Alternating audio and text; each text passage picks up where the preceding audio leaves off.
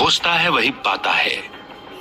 शक्ति, बुद्धि, प्रेम और विचारों का मालिक होने के नाते मनुष्य के हाथ में ही वो चाबी है जिससे वो हर परिस्थिति को अपने नियंत्रण में ले सकता है, अपना कायाकल्प या नवीनीकरण कर सकता है और जो चाहे वो बन सकता है। मनुष्य हमेशा स्वामी ही होता है, अपनी सबसे दीनहीन अवस्था में भी, लेकिन अपनी दुर्बल अवस्था में वो एक मूर्ख स्वामी होता है जो अपनी गृहस्थी का बुरा संचालन करता है। जब वो अपनी स्थिति पर विचार करने लगता है और उन नियमों की तलाश में तत्परता से लग जाता है जिन पर उसका निर्माण हुआ है, तो वो एक बुद्धिमान स्वामी होता है।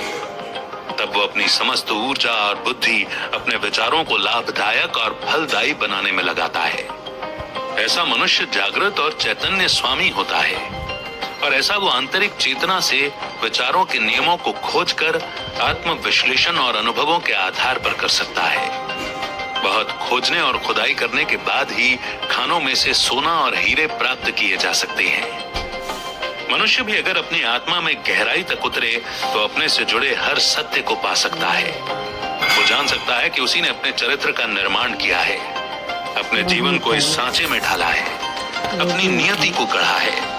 इस तरह ये सिद्ध कर सकता है कि विचारों पर नजर रखने, उन पर नियंत्रण रखने और उन्हें बदलने से उस पर, उसके जीवन पर, दूसरों के जीवन पर कितना प्रभाव होता है और अपने कर्मों और परिणामों को धैर्य, अभ्यास, गहन विश्लेषण और अपने हर अनुभव को प्रयुक्त करके आत्मज्ञान प्राप्त किया जा सकता है, जो है समझबूझ यानी कि बोधगम्यता, बुद्धिमानी और शक्ति। जो ढूंढता है वो पाता है, जो द्वार खटखटाता है उसके लिए दरवाजा खुल जाता है। ये एक शाश्वत नियम है। धैर्य, अभ्यास और अटल संकल्प से ही मनुष्य ज्ञान के मंदिर में प्रवेश पा सकता है। ये महत्वपूर्ण विचार प्रस्तुत किए हैं लेखक जेम्स एलन ने अपनी किताब एज अ मैन थिंकथ, यानी जैसा मनुष्य सोचता है में। ये पुस्तक बाइबल की एक कहावत पर आधारित है जिसमें लिखा है कि इंसान जो भी अपने मन में सोचता है वो वैसा ही बन जाता है। आप लोगों की इस तथ्य पर क्या प्रतिक्रिया है? इन बातों को सुनकर आप लोगों के मन में कुछ सवाल तो जरूर उमड़ रहे होंगे। क्या आप में से किसी ने कभी ऐसा अनुभव किया है?